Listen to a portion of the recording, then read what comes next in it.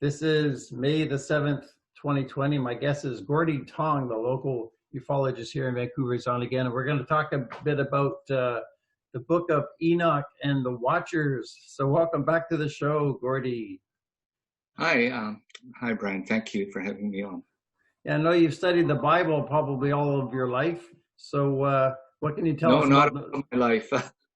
No, I only started reading the Bible when I when I started going to university. I think I was in my second year or third year at UBC. I went to Sunday school and went to church a little bit when I was younger, but I really didn't understand, anything, even though I went to a Sunday school. It's funny, you can go to church or Sunday school and, you get some ideas and Bible stories, but a lot of it didn't sink in that much. So you didn't become a Christian until you're an adult, you mean? Well, I would say so because I think it was in my second year at university, and somebody came by, some young people came by to offer a free book, okay? Remember there was a book called The Cross and the Switchblade? Oh. Written by David Wilkerson. Oh, I never saw it. Okay, well, anyway, so there were the chaplaincy at UBC. At that time, it was a woman named Bernice Gerard. She had some students and young people giving out this book, and that's how I got a copy of the book. And at first, I didn't want the book. I didn't know what the book was about. But it's almost like a little voice said, "Hey, take the book, read it." It's almost like I had this, even though I didn't want to read the book, I had this kind of urging to, or sense that I should read the book. So I said, "Okay, I'll have a look at the book." Anyways, that book was about the ministry of Pastor Dave Wilkerson. He had the call of God. He felt a clear guidance of God to go to New York City to work with people, that today would be like the outcasts of society, prostitutes, drug addicts, gang leaders, gangs. But he felt the call of God and a direction to go there, and that was not something he normally would do. But he heeded the call to go, and he went. Anyways, there's a movie based on his book where Pat Boone plays Dave Wilkerson. It's by the same title. But that book showed me an aspect of God that was more personable, who loved the outcasts, who loved the people that were on the fringe of society. So is this what really strengthened your faith and made you Well, Christian? Well, you see, when you go to church, you go to Sunday school, a lot of people don't really have a relationship with God. They don't feel guided by God. They're in church or listening to sermons, some Bible studies, and may have some good discussions sometimes. But when I went, I was just a young person. I was involved with Cub Scouting, and they wanted everybody to go to church in this scout group, so I went. But I didn't really get much out of it. I just went because I was offered a free ride with some friends. It's a social thing too, right? It was a bit of a social thing, and I wasn't really a Christian. I just went, just to see because my friends were going. I got a free ride, and it was part of the Boy Cub thing. So that was here in Vancouver, right? Yeah. So God seemed to be very far off and very impersonal. When I was young, my sister took me to a church, on Canby Street near our house, and she gave me at Easter time a book about Jesus, just a short children's book about Jesus. So I looked at it, and anyways, I don't know how I forgot how they portrayed Jesus in this book, but I think the artist wasn't very good. And I had to look at the picture of Jesus and say, well, if that's Jesus, I don't want to have anything to do with Jesus or, or God. And that evening after I said that, there was a terrible lightning storm. Oh. And I thought, it's all your fault. Maybe I said the wrong thing, that I don't like Jesus and I don't like what he looks like. And, and so and it was this, terrible lightning storm. It really scared me and freaked me. And it haunted me. boy, I must have said the wrong thing, but God didn't feel like someone, that was close, someone that was personable. But in this book by Dave Wilkerson, here is a pastor guided by God to go to the darker side, the darker areas of New York, dangerous areas actually, where you get mugged or killed. So this is your second year university at UBC, right? I think it was about second year. So this was described in the book. So ever since then, you became more of a serious Christian for the rest of your life. That book gave me a concept of God and Christ that love people that, were not, the upper crust of society.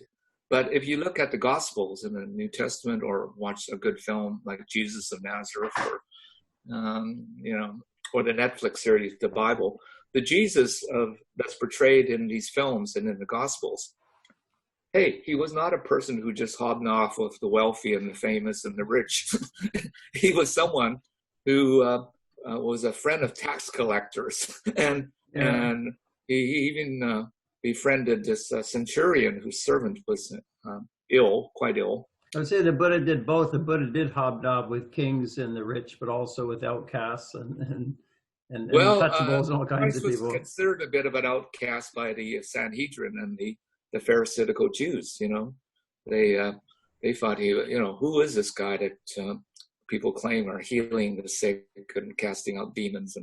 But I guess the way this relates to your ufology, you have sort of a Christian worldview on ufology. But you want to talk about the Watchers and what that means? And the Book of Enoch's not actually in the Bible, right? But it's in the Coptic Bible. Well, it's not in the Coptic Bible, but in the Ethiopian church, in the Coptic church, there's this idea that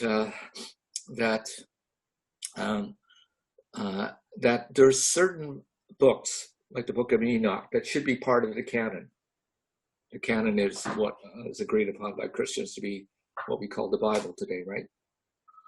But the Book of Enoch is a very ancient book. There's actually references to Enoch, and some people say references to the Book of Enoch in the New Testament and the Old Testament.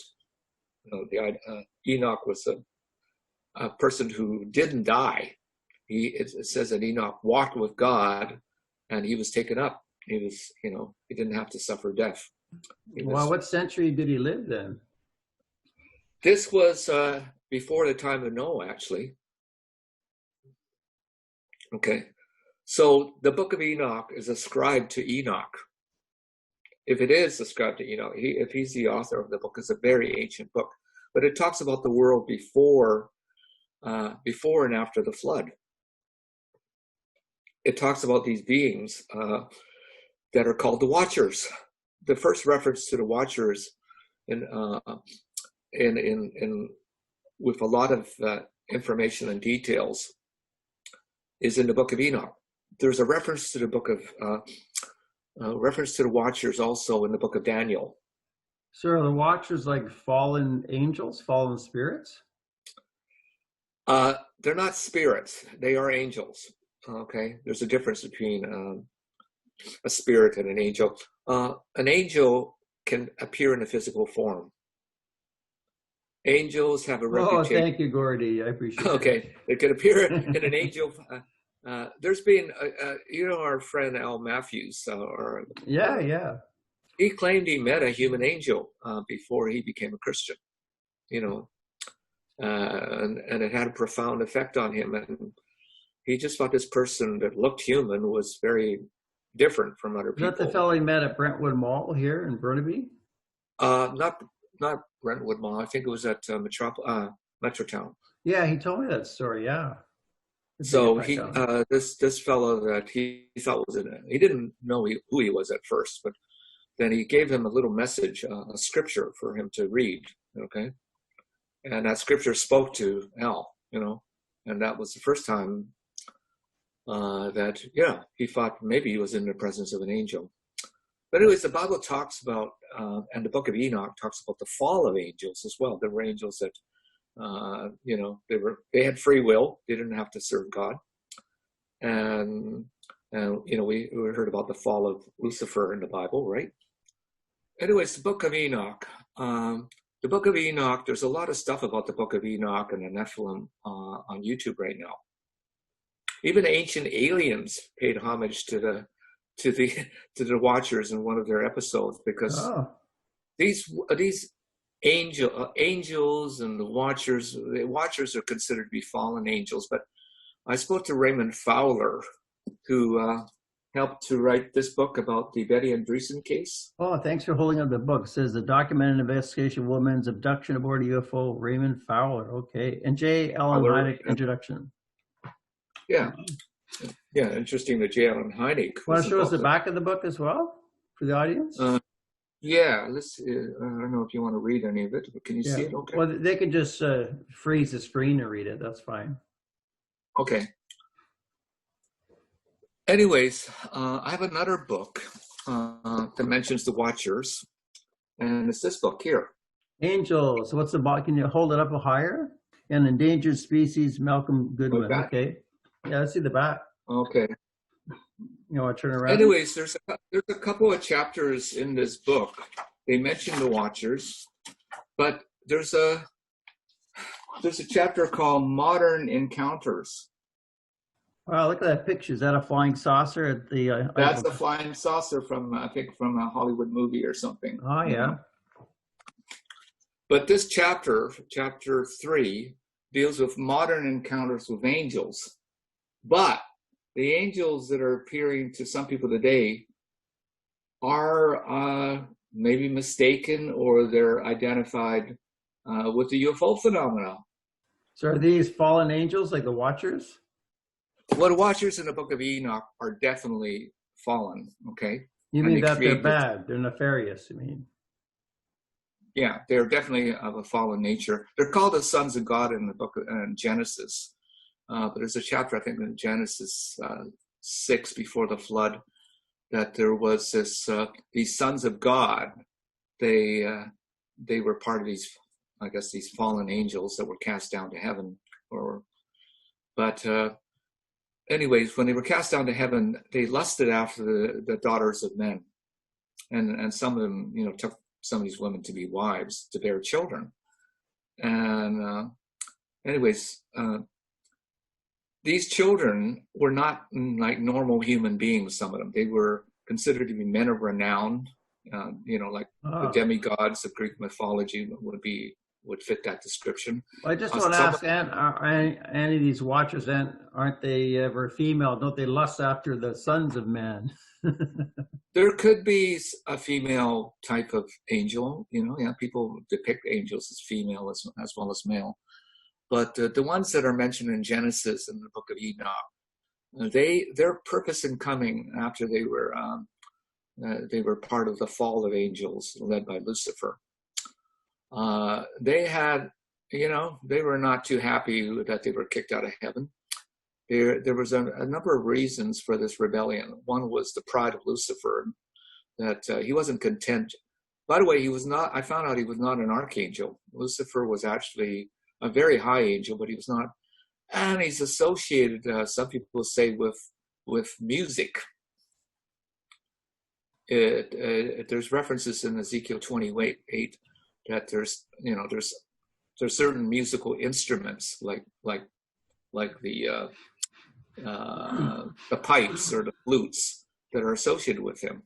I just want to mention a lot of musicians have UFO experiences and abduction experiences. Grant Cameron has mentioned this a lot on his YouTube channel. There's a connection there, like John Lennon saw a UFO. Yeah, John Lennon claimed he saw a UFO. I also want to make a Buddhist comparison. Sokka, King of the Gods, and Tawatimsa have a number 2. They drove out the Asuras, who are the jealous gods. So they're like fallen gods. They fall down to the bottom, and they're trying to get back up, and they're struggling to get back up, and the devas are pushing them back down. So those are like fallen angels, literally, in Buddhist cosmology. Yeah. All the Asuras. Well, Raymond Fowler, I was in contact with him. The second book about the Andreessen case was called The Watchers. This, I had a copy of it. This is a book that Brian Fuster owned at one time, and after he passed away, his sister said I can have some of his books. But I want to mention your friend Brian Fuster. I met him once at my UFO meetup about 10 years ago, and he described in 1952 at Point Grey here off the coast here on the ocean near Vancouver, he saw two flying saucers. He said they're sitting there, and then they went zip down like that, Yeah. and then Yeah. zip, they took off right in front of his eyes. 1952. That was the year of the flying saucer as well, though. Yeah, he Biggest had year of flying saucer sightings in a history. sighting out at Point Grey, and Yeah, he told me about it. I don't know if he had other sightings, but that sighting alone spurred an interest in the UFO subject, which became a lifetime interest. He was a boy, I guess, in 1952. I met him. He was like in his 70s, I guess. Yeah, he's passed away, of course. Yeah. But you know, I met him through the. Yeah, he was. I think he knew some of the people in the Flying Saucer Club, like Herb Clark. So you were both teenagers in the Flying Saucer Club? You met him back in the 60s? Maybe I was a late teen or something, or Yeah. you know, I was a teenager, I think, the first time. But I met him. I met him at there was a kind of an what do you call it? Mind, Body, Spirit conference. They had a table there at the P&E, not at the, but they also, the Flying Saucer Club had a booth at the show, at the hobby show. So is this at the P&E? That was at the P&E. Yeah, we should tell the viewers what that means. That means Pacific National Exhibition is the annual summer fair here at the end of August in Vancouver. So was this in the 60s or later? It could have been the 60s or early 70s, yes. Okay. Because a real historical figure here. Like my brother was the one that really told me about the Flying Saucer Club and took me to some of the meetings. But later, you know. Do you want to tell us about your brother's experience, that he was a contactee, like he actually saw a flying saucer land, right? Well, he was interested in the UFO phenomena, and people that are really interested in the subject after a while, they seem to have a desire to know more, and sometimes they think the way to know more is to make contact. And so there are contactee groups now, and even UFO conferences, that they use certain protocols and mental intent, meditation. There's different ways to make contact. Anyways, I don't know, but some people would say if you just put out the thoughts to the universe that you're interested in the subject and you want to make contact, that will accommomate that. Yeah, I've met people like that. So, Al Matthews, you know, it's through his sightings as a young boy playing hockey that, you know, he was fascinated. Some of his friends and relatives were not. They, you know, other boys saw the UFO, but he was fascinated with it. And that resulted later in his abduction. There's definitely a correlation. So what happened with your brother then? This was like around 1963 when he took you to the Flying Saucer Club? Okay, this was later. He told me later, I don't know, maybe back in the 70s, he said he was out on mission at the Benedict Abbey. Yeah, I've led meditation retreats at Westminster Abbey. Yeah. Well, anyways, there's been UFOs that have been seen over that abbey. It's a hot spot, eh? It is a bit of a hot spot. My friend who lives out in saw a red unexplained light over the abbey. Then I met a photographer out there once at the abbey grounds. He was trying to get pictures of the lights over the abbey. So could be a portal area, you know. But anyways, that's where my brother said he saw a UFO land on the property. They have lawns up there and, you know, buildings, but he was, I don't know where he was on the property, but he said a UFO landed and a being that kind of looked humanoid came out. It was human looking. He didn't say it was a monster or a gray or a reptilian. He just said it. But he got this sense that there was an invitation for him to go aboard the UFO, maybe through telepathy or something. Wow. But he wasn't sure that was a good idea. He was a bit fearful of, you know, he didn't, you know, first time he had this type of encounter. Yeah, most people would be fearful of such an alien. A little bit fearful if you've never seen a UFO up close and somebody coming out. And how many people have seen UFO up close with an alien coming out? Well, this is a close encounter of the fourth kind, not just the third kind. Yeah. But anyways, he turned down the invitation to go. And so when my brother told me he had this encounter, I I didn't believe it. I said, nah, no way that you could have seen a UFO land and mission at this place. And but now that I've been out to Mission and I've talked to people out there and I have friends that live out there, it is a bit of a UFO hotspot, and there's been strange lights seen over the Abbey. So maybe my brother was telling the truth. So you believe him now, you mean? I believe him now. But at first when he told me, I said, no, you can't, this can't be real. Did he describe it as a gray? Did he give any details? No, he didn't say it was a gray. He didn't describe it too much. There are aliens that kind of look human. There are, yeah. Is your brother still alive? No, he's passed away. Yeah. Oh. But he was What a story. It's amazing that he saw an alien come out. It was a flying saucer, like a disc-shaped craft. Yeah, I want to tell you about another. But did it have landing gear, like the 3 prongs that come down, or what?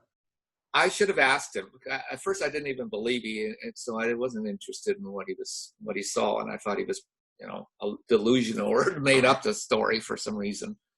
But now I believe him because, I've been out at Mission and I've talked to people out there. And, Ray Dawn, she lives in the Mission area. She's had abductions, Yeah, for the viewers, she's been on my show about 2017. She's been on my show, Ray Dawn. Did she mention that she's been up to the Abbey and she's aware that something was happening over the Abbey? I don't think she mentioned the Abbey in that particular video. Because she lives in Maple Ridge and she was describing her experiences there. Well, she was living in the Mission area for a while. So I think I spoke to her about the Abbey and I said, yeah, people have had sightings. And I'm not sure if she had her own sighting, but she's had abduction things happening to her out in the Fraser Valley, right? Yeah. Yeah. She's seen several things there, yeah. Anyways, let's get back to the Watchers. Yeah. So Betty Andreessen, she claimed she had a visitation and eventually she was taken aboard a UFO. And these beings that spoke to her, they identified themselves as the Watchers. They called themselves the Watchers. Okay? And that's why the second book written by Betty Andreessen and Raymond Fowler was called The Watchers. That book, I had a copy of that book and I gave it to L.A. Marzulli to look at because he's had this video series called The Watchers as well. So the Book of Enoch talks about the fall of angels and it made reference quite a bit to the Watchers. And these Watchers, they were trying to corrupt humankind, manipulating possibly our DNA, breeding with human beings to create another race on Earth. Yeah, there's a reference in the book of Genesis to the seed of the woman, which would be a woman that would be an Israelite who would be chosen to bear the Son of God. Mary was chosen. The virgin birth happened, and an angel appeared to Mary, saying that the angel of the Annunciation. That means Jewish. That means Jewish, right? Yeah. Well, Mary was Jewish. Yeah, because I know this UFO theory that aliens came from this dying planet. They either created or worked through the Jewish race to eventually, extend their power over the world, and they're the God's chosen people. It's interesting that you mentioned that they claim some of these angels claim to come from a planet. Yeah, there's a chapter in here about an abductee, abductee or contactee named Orfeo Angelucci. Even his last name has the word angel in it. Yeah. But he had an encounter with an angel, and he was revealed that they come from a planet. That they did come from a planet, and he was revealed that the planet was named Lucifer. Wow. Yeah, because when I read that. But there is one reference that says that the aliens are on this dying planet. Well, the sun is slowly dying. They got many thousands of years of time. They're slowly infiltrating and wanting to take over the Earth through the Jewish people. And this is the New World Order plan for thousands of years. Okay, well, remember we were talking about Valiant Thor the other time? Valiant Thor claims to come from the planet Venus. The Venus is called the morning star. So Lucifer is also called the morning star. Lucifer itself is referenced to as the morning star in many Bibles. Okay, So this planet Lucifer, is it a planet in another solar system, or is it Venus? Well, that's a good question. It doesn't say where this planet is in this book. Okay, it just says that this alien, human-looking alien, claimed to come from the planet Lucifer. I can read you the quote. So maybe they mean Venus, the morning star. Well, they could, but Lucifer is called the morning star in many Bibles, and the symbol of the morning star. I heard a talk last night about the Book of Enoch. The symbol of Venus is it's called the morning star, but let me get this. Anyways, but Jesus is also called the morning star in some translations of the Bible. Okay, now he is also called the Day Spring. I used to go to a church called Day Spring Fellowship in Kitsilano. Oh. And the symbol that they used on their church or on a board outside the church was a sun rising, a rising sun. Okay, and so Day Spring means rising sun. And so but according to a fellow named Anthony, who has a website about Enoch, about the Book of Enoch, he says that Lucifer, also who's called the morning star, okay, his symbol is associated, again, with this planet we call the morning star Venus. So I guess we just don't know, but I accept there could be life on Venus. I know a fellow Prem here in our UFO meetup group. He's been abducted and he's been to Venus. He described being in a city in Venus. He gave me the draft of his book. He's publishing his first book. So I think there's life under those clouds in Venus. Well, it's not on the surface that they can survive, as far as we know from. Well, something sheltered. Well, Valiant Thor claimed he came from inside the planet. The planet was hollow or something. And that may be the case too. Okay, so maybe it's different inside the planet, but very hard to verify this. I'm not saying that aliens can say that they're from all over the place, but how do you verify that they're from Zeta Reticuli? Yeah, we know aliens do lie to people, abductees. They get lied to a lot. Commonly. Yeah, Desta mentioned that she found out that these beings can lie a lot. Okay, but one of the characteristics of fallen angels and demons is that they are deceivers. They do lie a lot. They also can kill people as well. Yeah. They're murderers. They're liars. They're deceivers. And they have an ability to masquerade and shapeshift. Yeah, okay? Buddhist cosmology teaches the same thing, I guess, similar to. Yeah, in this book, it says that angels can speak all the languages of the world. They're brilliant at linguistics. Okay. Like Valiant Thor too. Valiant Thor, according to Dr. Frank Stranges, was able to speak any language he wanted. Okay. But Valiant Thor was no ordinary, he thought it was an angel like alien, okay? But anyways, there's so many similarities that are mentioned in a chapter of this book on angels between the similarity of angels, whether fallen or unfallen, and aliens, the aliens that we see today, and angels can appear in a human form, but they can appear in an animal-human hybrid form. Yeah. Satan is called a cherub in the book of Ezekiel, so he was definitely a very high angel, but maybe not an archangel. But anyways, so they have free will, like humans. So given free will, without free will, we would cease to be human, right? And angels would cease to be angels, because I guess so. You cannot have true love if you don't have free will. Yeah, that's a profound philosophical question in Buddhism. We have less free will than we think we do, but I think we have some. Well, there's some things that might be programmed into us because, of our parents, the culture we're brought into. But at the same time, we do have enough free will because you cannot force, let's say you love a girl, you love a nice girl or a woman. You can't force that person to love you. Yeah. See, God doesn't want to force angels or humans to love him either, okay? Because that wouldn't be love anymore. It would just be, well, we have no choice, right? Well, I have to mention my ex-wife 20 years ago was a Thai shaman, and women would pay her money to get their husband back or get some guy to fall in love with them, and she would do her shamanic practices and actually succeeded sometimes, but I don't know how long it lasted for. So these things can be done using higher realm powers. Though it's not recommended from a Buddhist view.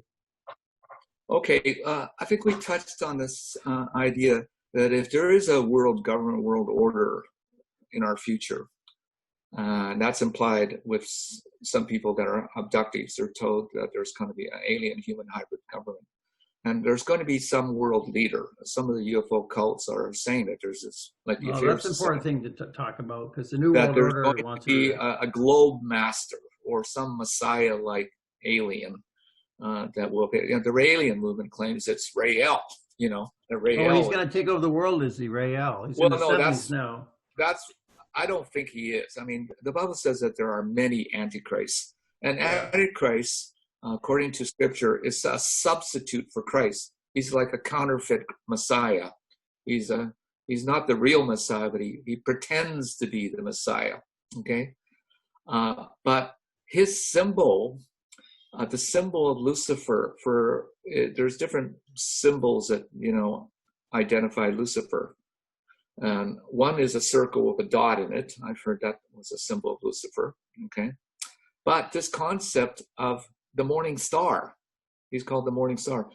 Or remember Barack Obama? When he was running for president, he had the symbol of a rising sun. Oh, I remember Yes We Can in 2000. Yes, we can, but he had the symbol of a rising sun, Oh. But Jesus, according to the Bible, is the day spring. He is the true rising sun. Oh. But if you have somebody claiming to be the Messiah today, or people, even if he doesn't claim to be the Messiah, there's people that, there were people that actually thought that Barack Obama is the one. He's the one that's going to... The Messiah. Well, Barack Obama has said things that he approves of a new world order, and people submit that have to... He said that if there is such a thing, government, that people should be submitted to it. So did Oprah Winfrey think he was the Messiah? She didn't use the term Messiah, but she called Barack Obama the one. Oh. Okay, so when Barack Obama actually became president, it didn't take long for him to get the Nobel Prize, right? Yeah, I didn't deserve it. I've heard a black entertainer calling Barack Obama my Lord and God. Okay, so there were people in America, that thought he had this kind of messianic quality about him. Just another two-term president. But I remember the beginning, I got sucked in 2008. I thought, wow, he's such a profound speaker. He's such an eloquent speaker. And I really loved him compared to George Bush. Yeah. Did you know there's a goddess of eloquence? Oh, I didn't know. There's a secret society that some very powerful people in America were members of. It's called Skull and Bones.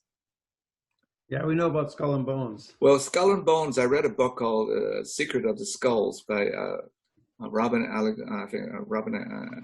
She was a member of another secret society at Yale. But she wrote a book about the skulls. The Skull and Bones They go back Society. to 1832 at Yale University. Well, the goddess of that's invoked sometimes in their initiations in Skull and Bones. It's called Eulogia. Have you heard of that term? The goddess. I guess she's Barack the Obama goddess. Must have challenged her. She was the goddess of eloquence. Yeah, that was him. Okay, but there was also shots. There was videos on YouTube that you'd still watch, where all these flies are buzzing around Barack Obama and landing on his head, and very unusual for all these flies to fly around. Even when he's being interviewed, these flies are buzzing around him, and he slapped one and killed it once. But anyways, so people were saying, hey, why are all these flies flying around the head of Barack Obama and landing on his forehead and that kind of thing? So people say, hey, Beelzebub, Lord of the Flies, And so Beelzebub is one of the names of Satan, okay? But Satan has many names, but anyways, remember I told you about David Pilates? Yeah. David Pilates is this former police detective investigator, who is now researching missing people. In one of his recent videos, he's talking about some of the people that are gone missing, or some of them that are missing for a while and come back. They claim they hear the sound of flutes in the woods. In the woods. In the woods. Sounds like Pan, the god Pan, right? Well, this is it. The god Pan. Smokes. The god Pan plays the flutes. But the Ezekiel 28 description of Lucifer, okay, describes him as bejeweled with with precious jewels. At the same time, he's got pipes. He's got timbrels. There's musical instruments associated with this cherub called Lucifer. So I've met musicians that claim they have a muse, M-U-S-E, where we get the word music from. And muse is when the spirit comes into you. I think even Francis Bacon said 500 years ago, he couldn't write until the muse came in and gave him inspiration. Well, Robin Williams, before he committed suicide, he did an interview, and somebody, he talked about his muse, and he said, people said, well, who's your muse, And shockingly, he said it was a demon.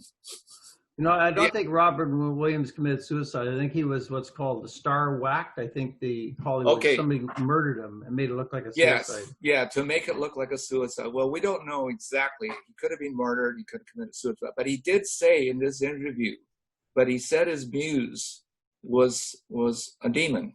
Now, I have a friend, Mikhail. He said he had a daemon. That doesn't mean a demon. A daemon is like a good spirit that channels. I wonder, did he mean a daemon or a demon? No, he used the word demon, but there's a magician in the States. He's an American magician. He does very powerful magic. Some of the magic resembles voodoo and stuff that he does. And he said that his, helper is a being called Desmond. Again, you can get the word demon from Desmond, or, you know what I mean, or daemon. According to the book of Enoch, one of the things that these fallen angels taught human beings was things like sorcery, cosmetics for women, magic.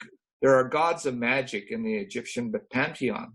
There's gods of magic and sorcery associated with some of them, with witchcraft and with, but we talked briefly about the concept of channeling or oracles. Yeah, are you associating this like with Robin Williams, others who have a demon coming through them? Is that what you mean, the same thing as a watcher? Like I say, there are musicians.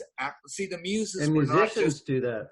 Yes, but the muses, if you look up muse on Wikipedia, the muses were like the daughters of Zeus. They could inspire actors, playwrights, people in the arts. Yeah, it was something pretty good, like a good spirit to give you inspiration. Well, when I was doing dance photography at one time, there was a studio called Terpsichore. Terpsichore was one of the ancient muses of Greece that inspired dance. So all the arts have muses, and I've but there are some musicians that were not very famous, like Robert Johnson, and then Bob Dylan later, and Katy Perry. They have admitted in interviews that they made a pact with the devil. Yeah, Bob Dylan's interview, you can see that on YouTube. And also there's Robert Johnson. He was a black jazz blues player. Yeah. And he wasn't very famous, and nobody really noticed him that much. But he said he went to a place called the Crossroads. Yeah, Bob Dylan said the Crossroads as well. He said, I made a deal with the supreme commander in this world and the next, he said. Well, another name for Lucifer in the New Testament is the God of this world. Okay, but he is a fallen angel.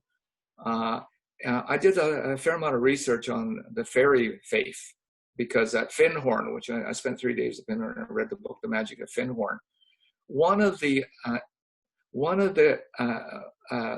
beings that were encountered was the god Pan. If you read the book Magic of Findhorn, there's a fellow who was considered the wizard of Findhorn. His name was Rock, R-O-C or something. But he claimed he had an encounter with Pan. Remember Pan? Right in Scotland, you mean? In Scotland. Wow. There's an area called Randolph's Leap. When I was at Findhorn, I went there, and I saw a lot of mushrooms growing there.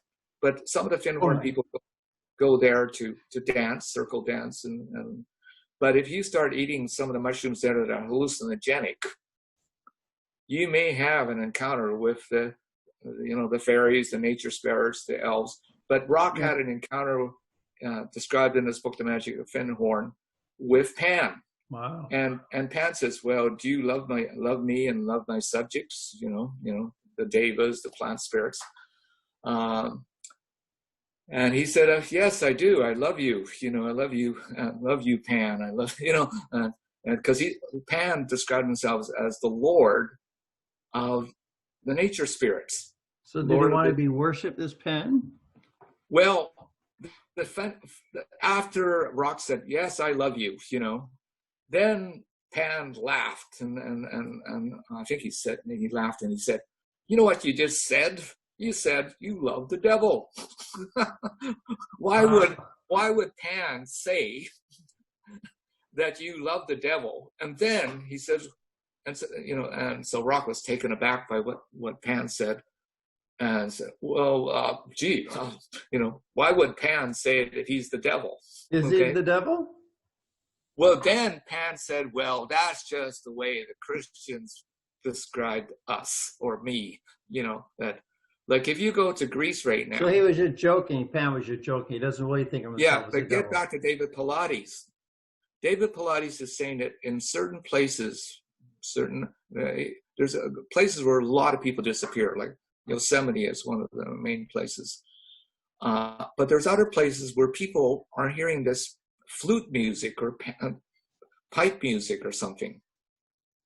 Okay, before something happens to them or they disappear. Some of these people are not permanently disappeared, but they come back. Some children that are abducted or taken somewhere, disappeared for a while or been found again. They seem to have some kind of missing time or missing memory of what happened.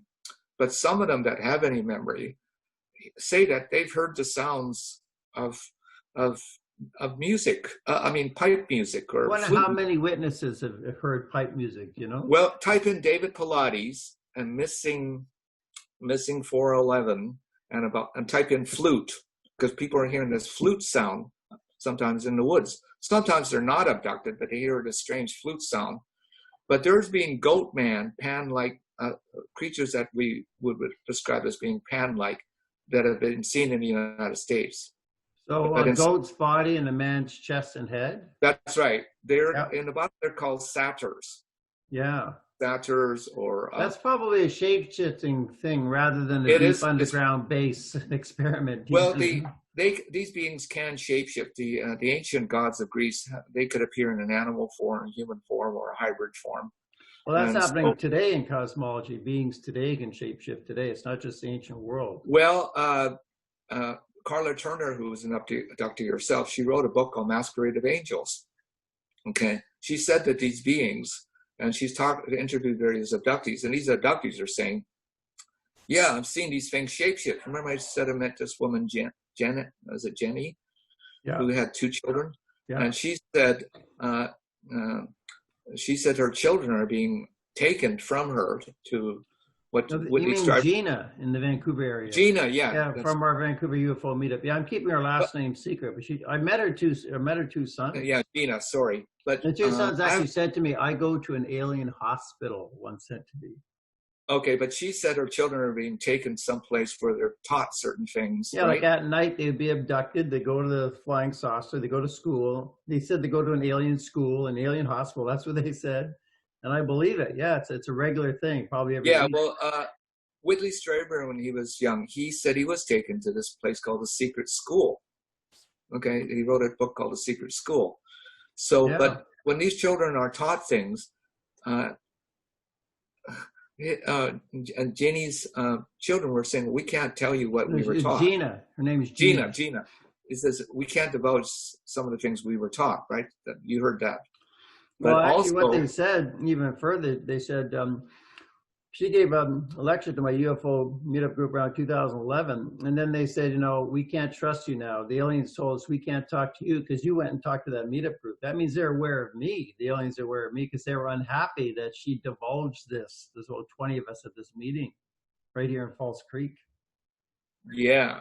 Yeah. And like you had me speak at the UFO meetup group, Yeah. warning that there's something very deceptive about the UFO phenomenon as well. They're probably So watching you too. maybe that's why they, these two kids of hers, two boys, told her not to go. And also, she's self-censored. Like, she's not returning my emails. I have her email address, and she hasn't replied in years.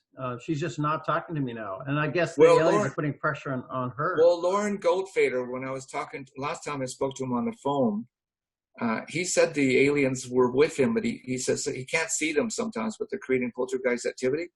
And they were telling him to get off the phone. They didn't want him to talk to me.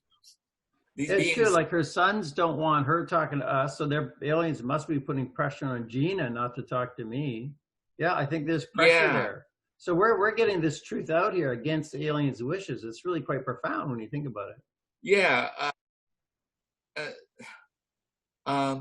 There's a case of demon possession mentioned in the book of Acts in the New Testament. There was a woman that was a slave, and she was a fortune teller. She made money for her owners. And one day, this woman was following, I think it was Apostle Paul and another disciple of Christ. And they were saying, "Oh, listen to these great men, these men, follow them, listen to them." And hey, why would a fortune teller tell people to listen to the Apostle Paul or the apostle or disciples of Christ? Anyways, the Apostle Paul, I think he was the one. He discerned in his spirit that this woman had a demon, and he cast the demon out of this fortune teller, and she lost her ability to foretell the future. Uh-huh. And the owners of this woman, this fortune teller slave, they were very angry at the apostles, that they lost their source of income. Okay, so, but again, some people have, what I call clairvoyant or psychic abilities. Yeah, my ex-wife was like that. Yeah. But if they come from a family that's been involved or ancestry that goes back to the practice of witchcraft or Satanism or occultism or spiritualism, it is possible for them to come under the influence of the spirit. I dealt with an Aboriginal fellow. I got a late phone call one night when I was living in Kits from a woman who knew me, who she said, there's, our friend Clyde. He said, you better go up and see him. He said, I think it was about 2:00 in the morning, which I got this call, and go up. He's at a phone booth up on 4th Avenue, not far from where you live. Yeah, that's right. And you better go. He needs some help. There's something wrong. Something definitely. So 2 a.m. you have to go. So I said, okay, I'll go and check and see if Clyde is okay or not. So when I got to this phone booth, there was Clyde sitting on the ground, and I started to speak to him. I said, Clyde, are you okay? Kind of thing. And instead of hearing Clyde's normal voice speak out of his mouth, I heard something with a deeper voice saying, Clyde is a fool. And, my name is Schwarm, and Clyde is a fool, and I'm going to kill Clyde. The spirit that came out of Clyde was not his normal voice, and it was not him speaking. Yeah, it sounds like a ghost got in his body, but you see that in Well, psychiatric wards all the time with schizophrenics. It's probably yeah, real well, ghosts there's getting some a real body. people that are labeled schizophrenic could be under the influence of spirits or fallen spirits. Oh, I agree. But are we departing from the Watchers? We're getting a bit lower realm, like we're dealing with fallen angels, this right? is actually related to the Watchers, because there are people that are encouraged to channel these aliens. Like I read a book called The Teaching of the Pleiadians. It's a completely channeled book. What the aliens in this book were encouraging the person who wrote the book, what's their name now? But anyways, to practice certain spiritual disciplines. There are certain mystical disciplines that were taught in this book. And if you practice these things, then you can channel. So this woman who practiced these things became a channeler. But the book was so anybody using these spiritual disciplines can, make contact with these beings, okay? Yeah.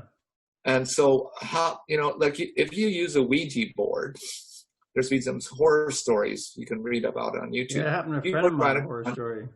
Yeah, you can contact the spirit behind the Ouija board. He's called Ouija sometimes. But anyways, sometimes when you ask the Ouija, who are you? The Ouija will spell out something like demon. Yeah. Okay. There are electronic voice boxes devices that record electronic voice phenomena in haunted locations. Yeah. Okay. It's called electronic voice phenomena. There was a fellow that had a box that could also give out words. There are apps that you can actually get for your phone or by a device, and this thing is like a ghost box. You can listen to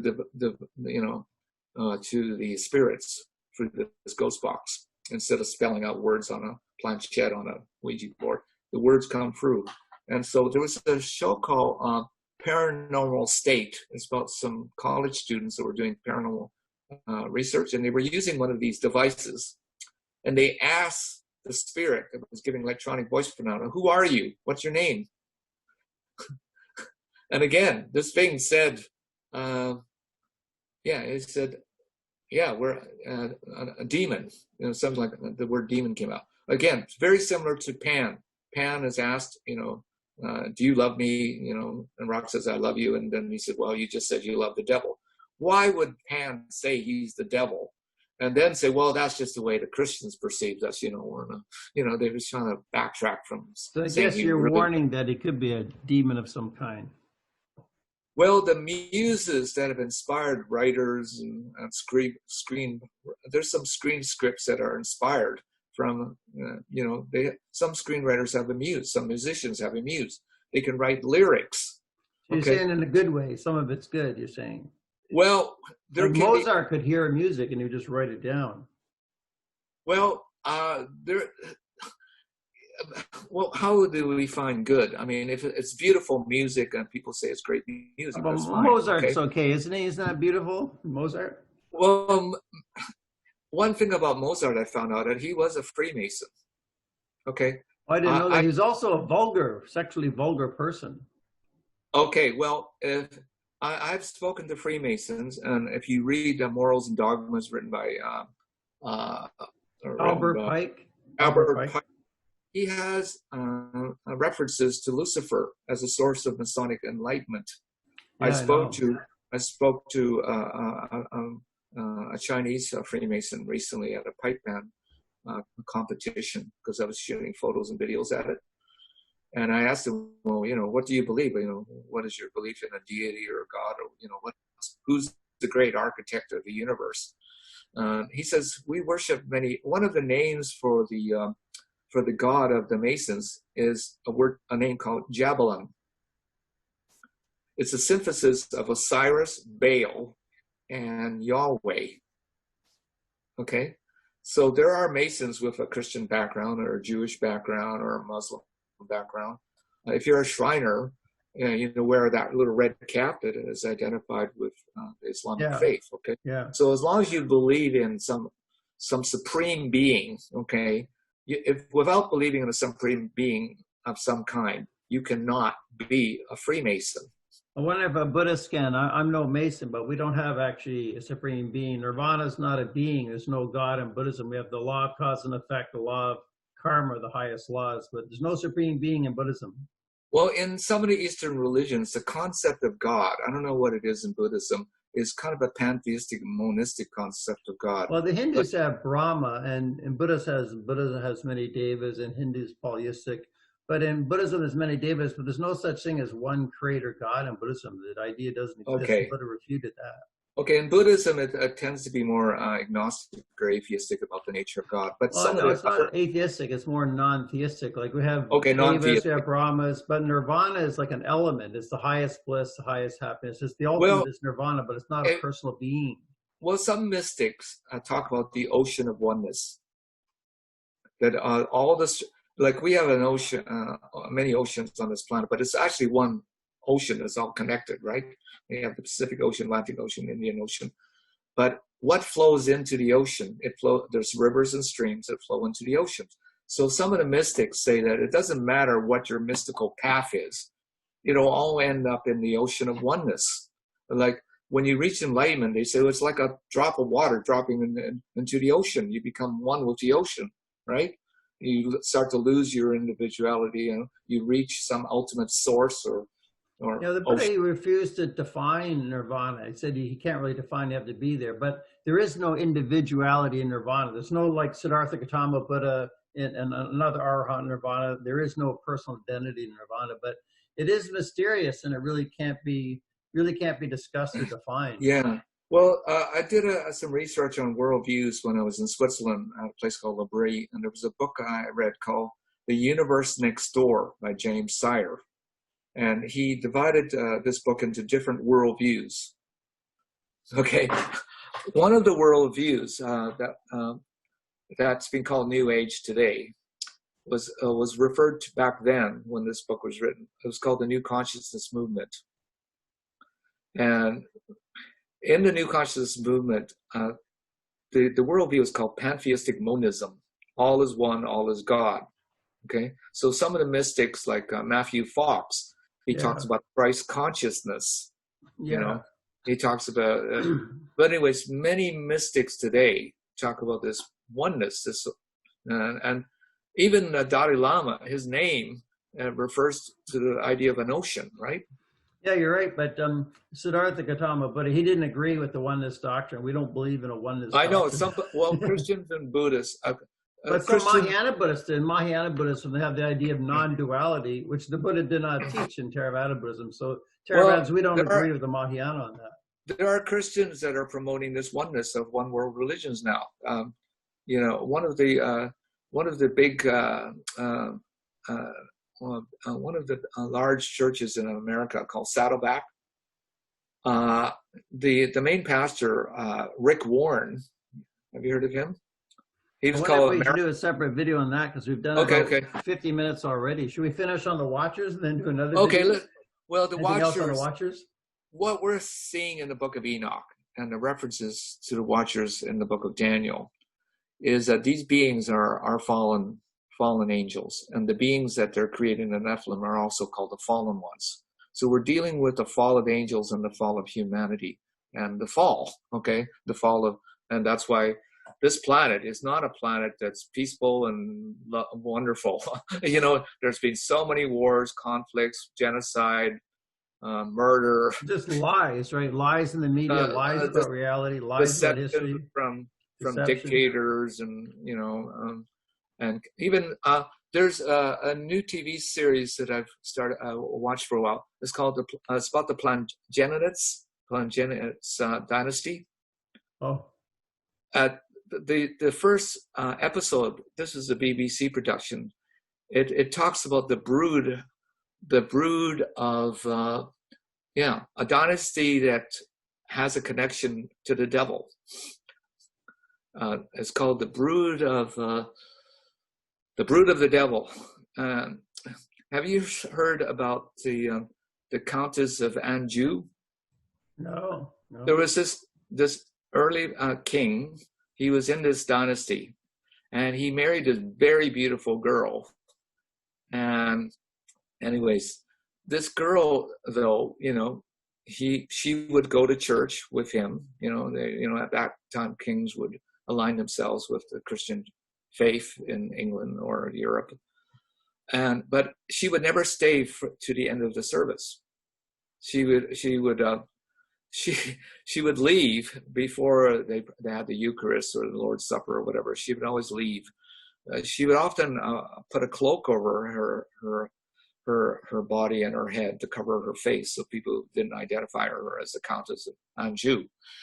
But anyways, one day her cloak was removed before the end of the service. She shapeshifted into something that could fly, and she flew out of that church. Wow. But she was one of the women that was very beautiful that this dynasty was created from. And then remember the Starbucks. Is this the fictitious story you're telling us about? No, it's not supposed to be fictitious. A true story. So what century was this then? Well, this is around the time of King Richard the Lionheart and some of the kings that were of that dynasty, and Prince John, who became King John. In the Robin Hood films, you have this evil Prince John. Is this like 5th century AD or after that? No, I didn't really get the date for this, but if you watch the BBC documentary about the Plantagenet dynasty, it talks about this woman who, was very beautiful. But getting back to Starbucks, Starbucks has a logo with a woman. Her name is Melusina. Yeah. Melusina was like a water spirit, a water mermaid or mer person. Looks like a mermaid on Starbucks. And she has 2 tails. But according to, there's a TV series based on this queen called, the title was called The White Queen. I watched so all the episodes. But this queen and her mother, they claim that they had ancestries back to Melusina. Okay, and they were practicing witchcraft in this show, and I think from what I heard, this woman, their ancestry was involved with witchcraft. But the power of witchcraft went back to this woman that was Melusina. Yeah. Okay, so there are dynasties and kings and rulers on this planet that claim, an ancestry back to the gods. Some of the gods. That's one of the accusations about the Rothschild family. They're reptilians even back in the 1500s when their family name was Bauer. Rothschild's a name they made up, meaning red shield, but the family, even then they were called lizards or reptilians. So the belief of the Rothschilds, some of them might, like the Buddha said, these Naga reptilians have a lifespan of 20 million years. So they can take on human form, they can pretend to die and then take on human form again. So there might be the same reptilian Naga from 200 years ago, like Lord Amschel Rothschild. It could be Lord Jacob today. And these things are possible. Well, there's a quote from King Richard, who is part of this Plantagenet dynasty. And he said, from the devil we came and the devil will go. He said that. It's quoted. And I didn't know he said that, but in this BBC series, they quote King Richard the Lionheart, and he's seen as a hero in Robin Hood films. But in some Robin Hood films, he's not a hero. Okay, like the one with not Kevin Costner, with Russell Crowe, who plays Robin Hood. But these beings have long lifespans, and they could shapeshift. They could be more than one human being in history. They could come back. Well, it's not like these watchers. They actually want to breed with human beings and create families or dynasties or things on this. Okay. Yeah. Okay, so it's not like the watchers are becoming kings. Okay, but when I was, they're still like lower fourth dimensions, so higher realm beings. If you read like Jacques Vallée in his book Passport to Magonia. Oh yeah, let's see that. Want to hold up the bottom a little higher? Yeah. Okay. Look at the subtitle. Look at the subtitle. Says from folklore to flying saucers. Yeah, I try to get him on my show. I haven't got him on yet. Okay, well, I met Jacques Vallée at a MUFON conference in 1989 in Las Vegas. Tell us about that. That's cool. And anyways, I was in correspondence with him for a while. I sent him some research that I did because he was one of the first ufologists that was starting to question the extraterrestrial hypothesis. I think he was the first to say that it's interdimensional. Yeah, he was the one. Eva, but angel. He's made references, and there's quotes by him, and along with other researchers like John Keel, that they're saying that things that are described in folklore, like he talks, there's a chapter here called, I think it's called The Secret Commonwealth. The Secret Commonwealth was an essay or a short book written by the Reverend Robert Kirk. He was born into a Scottish family that had the gift of second sight. He was able to see into the world of fairies and spirits where other people could not. I think that's the seventh son in the family has a gift. That's right, the seventh son. Seventh son. Oh no! He was the seventh son, so he had this. He was built, had some psychic abilities, or able to see into the world of fairies. So he made some discoveries about the fairy realm. So fairies are mentioned here in the Secret Commonwealth. Anyways, like the fairies are associated with the Finhorn community, with Pan, with the elves, and Lord of the Rings. You have the elves. Well, where do the elves and where do the fairies come from? According to the documentary "The Fairy Faith," which was a Canadian, production, they interviewed a folklorist in Ireland, and some of the Irish folklorists and some of the people in Scotland say the fairies were angels at one time. They were the angels that fell, and they are actually. I have the book from Brian Preuster called "The Fairy Faith in Celtic Countries." There's a chapter on Scotland. Ah, see, I always compared this in Buddhist cosmology and the first heaven, the devas of the south are called kambandas, and they're described like leprechauns. They can be cheaty, murderous tricksters, and they're little guys like little elves. And there's better devas than that, but these are kind of the worst bunch. They're called kambandas. So Buddhist cosmology has such a huge range, like right in a tree, they're called bhumis, like tree sprites. So there's very high and very low, and some are good and some are bad. So Buddhist cosmology can accommodate any type of being you can imagine. Specific revelation book, like in the Bible, prophecy, it talks about these beings that we're calling angels or demons and watchers and so on. So it does give us some information about who they are. But the watchers, according to the Book of Enoch, are the fallen angels that were, and in this website that I came in the book, Fairy Faith in Celtic Countries, again, they explain that they have a fallen nature. They have a fallen nature. And in the book, there's actually, there's people that heard the fairies sing sometimes, or, say things. And they claim they've heard the fairies saying that they follow their king, the fairy king, is the proud angel. The proud angel is Lucifer. Okay. So even the fairies acknowledge, if you read the book, The Fairy Faith in Celtic Countries, the chapter on Scotland, that they follow the proud angel, that their leader is the proud angel. He's the fairy king. Okay. The musical ones, and again, in the first heaven of the Buddhist central sphere, they're Gandhabas, the Deva king of the East. Gandhabas, they're musical devas. They play music all day long. And so, again, I'm just giving sort of a Buddhist reference. We don't have the idea of fallen angels, though, because there's good ones and bad ones, and they have a finite lifespan. They die. They could get better. They could get worse. It depends on the karma. The Bible tells us how to tell whether an angel is from God or not, or a prophet, or a person who claims to be, a messenger from God. Like angels are supposed to be messengers of God.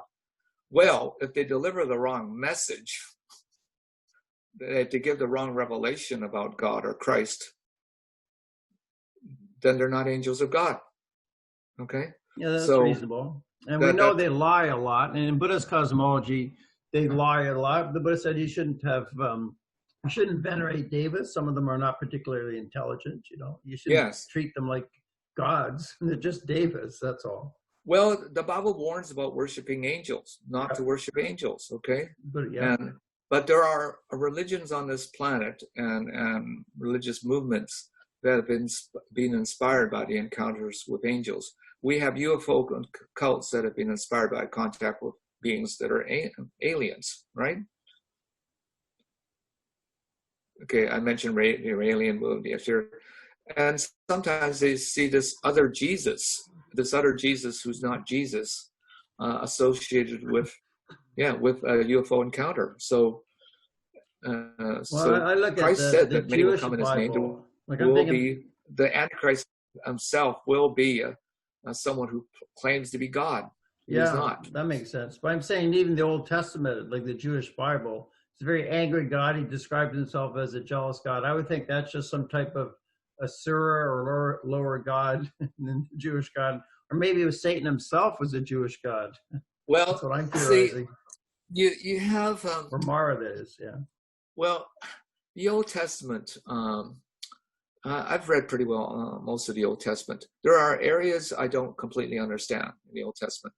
There is the emphasis of the Old Testament is that he's the lawgiver. The Ten Commandments.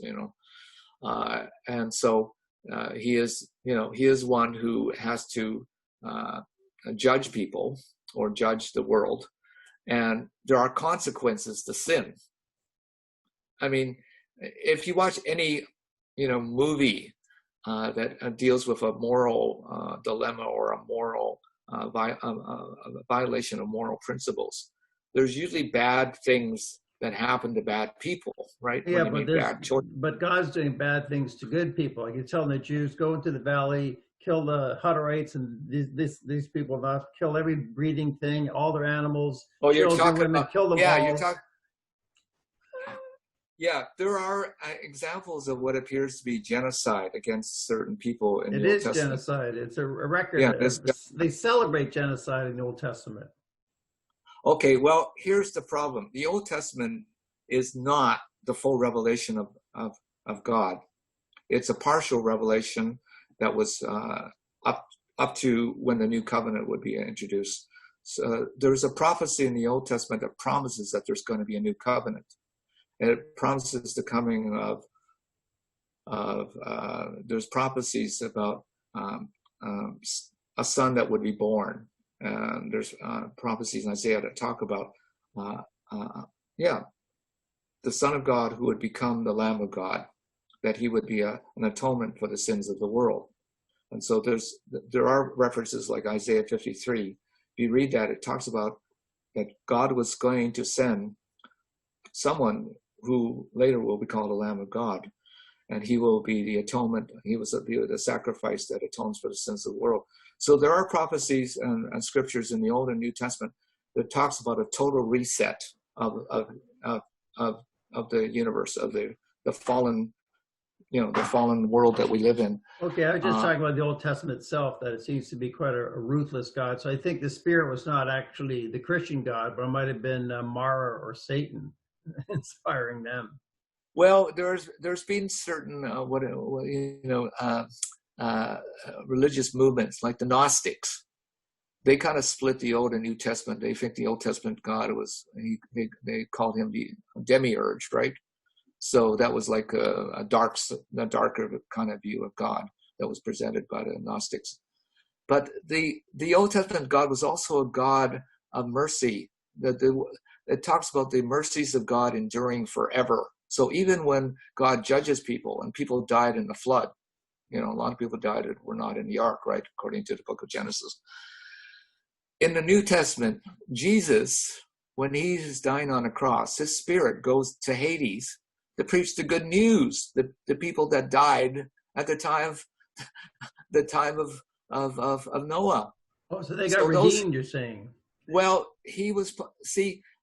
Hades in the Old Testament, or as mentioned in the New Testament, is a place where the dead go. It's a dead, everybody in the Old Testament went to Hades. Hades was not this place, a lake of fire, or a place of eternal torment. It was a temporary place where you were unconscious, asleep, or dreaming or something, but you were not fully awake. And so there is a promise in prophecy that someday the dead will rise. The dead in Christ first. Those that are followers of Christ will rise in the first resurrection. But there's a second resurrection that's not made reference to sometimes much these days. It's where everyone is going to rise from the dead. The sea will give up its dead. All the graves will give up their dead. And so at that time, there's going to be a judgment. Now, at the second resurrection, which is mentioned in the book of Revelations, there will be people that were not followers of Christ, that had died, in wars and other things. Those people will be given the possibility of redemption. That once they realize, hey, Christ is, he is the Redeemer. He's the only Redeemer. He's only the mediator between man and God.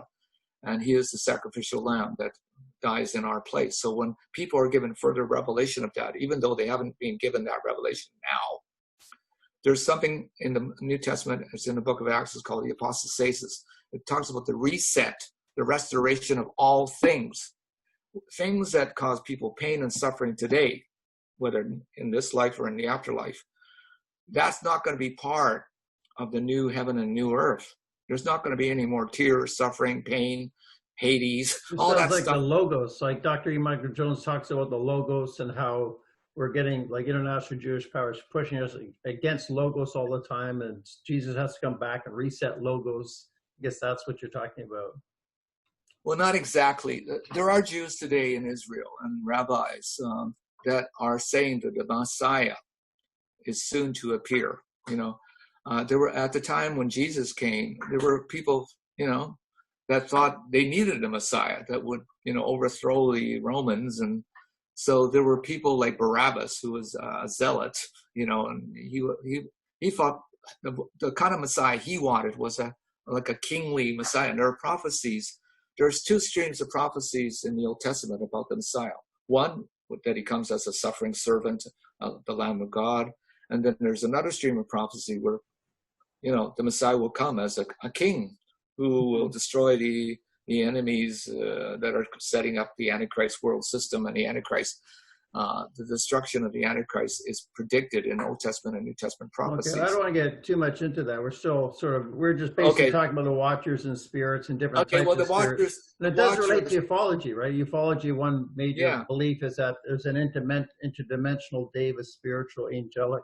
Yes, but these beings, they do want to create a government on this planet. Okay, a new government on this planet.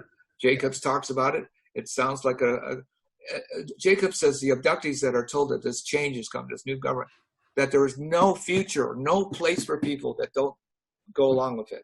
If you don't resist this coming agenda and what is going to be brought about by this change, there's no future for it. It's got, you will. Tell the audience, David Jacob, he's talking mainly about the Greys. Like he's put a lot of people under hypnosis who had abduction experience, and they're examined by Greys. So it's kind of like the Greys have a very regimented form of government, right? Everyone has their place. Everyone does what they're supposed to do. There's no original thought. So that's the type of government he's saying we're going to have in a new world order, I guess you're saying. Okay, so the Antichrist is described as someone who will pretend to be the Messiah or pretend to be God on earth. Okay, it says that people will worship him or his image, the abomination of desolation. And so people that don't worship him, that don't take what is called the mark of the beast, will die. They will. Be our vaccinations and our chips getting chipped under the skin. Well, it could be the mark of the beast. Chip. It could be some type of nanotechnology. Some type of mark on your hand or forehead. But David Jacobson was saying that's what abductees are reporting, that this is the future that they've been told. Well, the future is that there's going to be a kind of an alien human hybrid government, but it will have. He doesn't talk about who the leader of this government is going to be. I don't think he's mentioned that. But in his more recent book, is called "They Walk Among Us," or they're saying that these hybrid beings are here. They look human. Sometimes the early hybrids don't look fully human. He described one woman who was driven in a car by this fellow who took them to a flying saucer where she was abducted for a while. So the guy who drove her was himself a hybrid. He was part of the program. He wasn't a normal human being. Okay. He describes these cases where they're walking amongst us. He's saying that, some of these hybrids are part of the abduction agenda. They are luring and causing some people, if they're very beautiful hybrids, they can have sex with humans, or or if they're a very handsome person, that's depicted in the show Taken, they can have sex to create more hybrids. So there's actually a reference in the King James to armies of aliens. I don't know. At one time, when people read these passages about aliens, they thought, well, it just means somebody from another country or from a stranger from a strange land, the idea.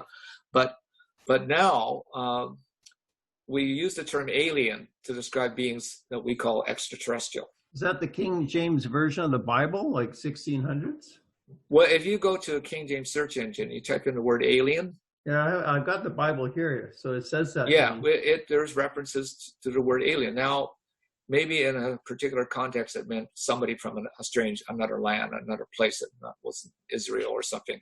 That could Do you think be it means aliens from another dimension, another planet? Well, there's a general in the United States. He was telling some of these younger soldiers or recruits, and even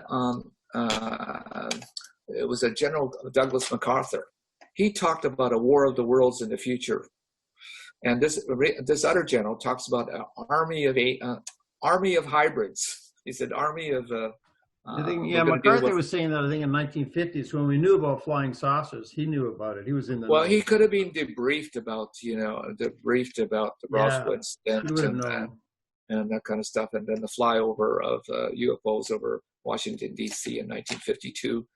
So some people were in the loop about what was happening. I think MacArthur was. Yeah, Ronald Reagan. Ronald Reagan was debriefed as well on the UFO subject. John F. Kennedy was. Yeah.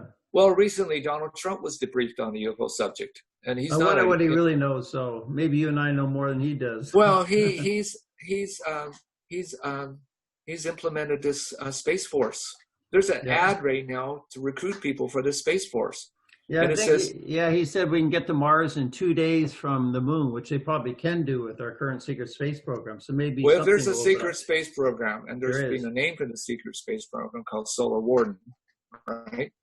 They have triangle-shaped UFOs and large cylindrical-shaped UFOs that could be interplanetary. So this Space Force is not just to serve people on this planet.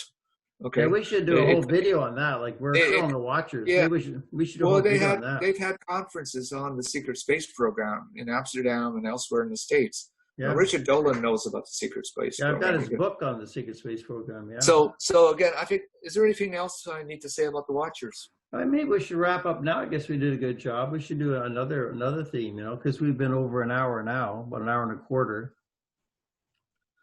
Okay. Well, okay. Well, let's wrap it up for now because we've covered a lot of stuff, and some of the stuff has relationships, but they are maybe relationships that we'll see in the future. Okay, things that will pan out a certain way, and biblical prophecy gives us a look into the future and what's coming. The Book of Revelation. Yeah, we can get back to this theme in the future. Yeah, we can do future. Yeah, because videos the idea of the Antichrist is mentioned in the Book of Daniel and his book, and I think the idea of some kind of world leader is definitely part of some UFO cults and movements. Yeah, and so I think we're starting to see some things that pieces of the puzzle that are starting to come together. We're starting to connect some of the dots. We don't know the full picture right now, but we have a rough idea of what could happen in the future, right? Yeah, we have a lot of dots, Gordy. I appreciate your knowledge over the last 50 years. You've accumulated a lot of knowledge. Well, I like to, I like watching shows about detectives sometimes. Like, remember the case with the O.J. Simpson case? Yeah, I remember that. Well, if you're a good detective, you don't just assume things. If you're a bad detective, you just make assumptions. Okay. Yeah. But if you have good evidence, like forensic evidence, eyewitness evidence, from more than one witness, the Bible says you have to have more than one witness to establish something. Oh. You can't just go by one person saying something. Okay, that's good. But even if the Bible says even if an angel appears to you giving another gospel, that if it's a different gospel they're talking about it, and you receive a different spirit, another Jesus, you could be deceived if this is from a fallen angel or a fallen spirit. if you listen to this, through channeling or through mediumship or oracles or whatever, you can be set up to be deceived or deceive an entire nation. So. Okay, Gordy, very good. I appreciate the talk. Thanks for your knowledge and wisdom. Well, if there's anything that's true, I want to give the glory to God, the credit to God, because this is not something I could figure out myself. Without some revelation and help from the Spirit of God, I don't think I could understand this stuff. Well, and please, I don't say I understand this thing perfectly. I'm getting a rough idea what's going on. Yeah, none of us do. Yeah, it's none also of us deal with other dimensions. But I want to ask you to look at comments below this video, respond to comments. People. We have to be careful of the sin of pride. If we think that we're infallible and that we're always right about everything and all our assumptions are correct, our presuppositions are correct, we can mislead other people. So we have to be careful. We should say, okay, this is what I've some of these ideas and things that I've come to conclude could be true. Yeah. But if you're a good detective yourself, you will check. If you're a good scholar, you don't just go by one person's view. Right. You have to see if there's enough evidence that supports this thesis or this particular thing that we're discussing. So that's all I'm saying to people. Okay. Yeah. Again, I just want to tell the audience, please like, subscribe, donate to the Brian Ruiz Show. Also on my BitChute channel, I've got playlists. If you click on my picture in the top right, there's a menu playlist. Got over 24 playlists with 2,000 videos. This video is also on YouTube. I got playlists there as well, but I've got like 100 videos on YouTube and 2,000 videos on BitChute. So I try to move my YouTube viewers to look at my big wealth on BitChute, because there's not the restrictions on free speech on BitChute.com. So I want to tell viewers to go there. But thank you very much, Gordy. Well, thank you for having me on, and I hope it helps some people to connect the dots and figure this whole thing out, because we're dealing with something that is the UFO phenomenon is multifaceted and very complex, and it deals with things that are in religions and folklore and everything in between. So it's a huge subject, and so. But anyways, let's call it for now. Okay, thanks very much. Goodbye. Please like and subscribe, and there's more to come.